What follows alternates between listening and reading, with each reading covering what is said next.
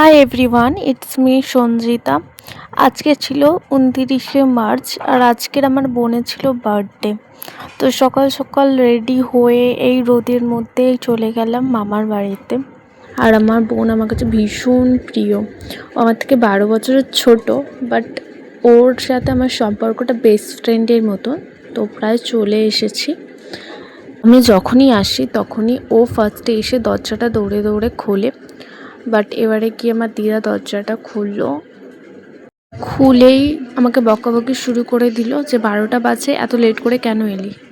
গিয়ে দেখলাম ম্যাডামের প্রচণ্ড রাগ হয়েছে, কারণ ও আমাকে সকালবেলায় বলেছিল যে দিদি ভাই তুমি সকালবেলায় 10টার সময় চলে আসো, বাট আমি লেট করে এসেছিলাম, তার জন্য ম্যাডামের ভীষণ রাগ হচ্ছে। আমি অনেক মানাচ্ছিলাম, ও কিছুতেই মানছিল না।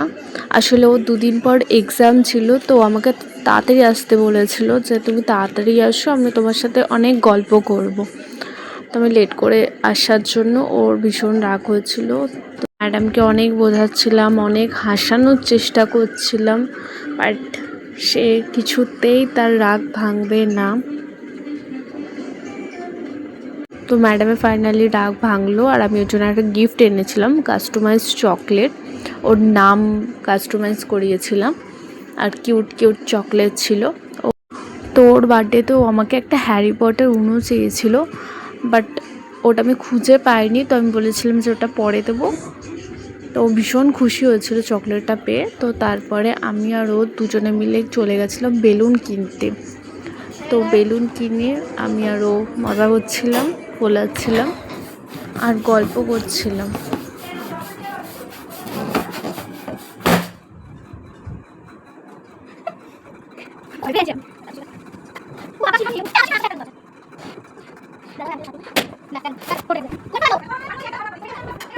তো তারপরে শুরু হলো ওর আশীর্বাদের পর্ব। তো তোমরাও একটু ওকে আশীর্বাদ করো যেন বড় হয়ে খুব ভালো মানুষ হতে পারে, নিজের জীবনে সাকসেসফুল হতে পারে আর সবাইকে সম্মান করতে পারে।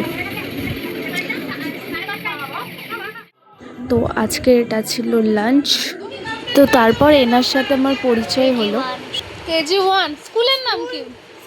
আমার পাশে একটু গতি দে। স্কুলের নাম কি? Nursery 3, nursery 1। স্কুলের নাম? আরে স্কুলের আসল নামই আচ্ছা, নার্সারি 3। আমি নার্সারি 3 আর কেজি 1। ওনার সাথে একটু মজা করে নিলাম। তো তারপর শুরু হলো আমাদের কেক কাটার পর্ব।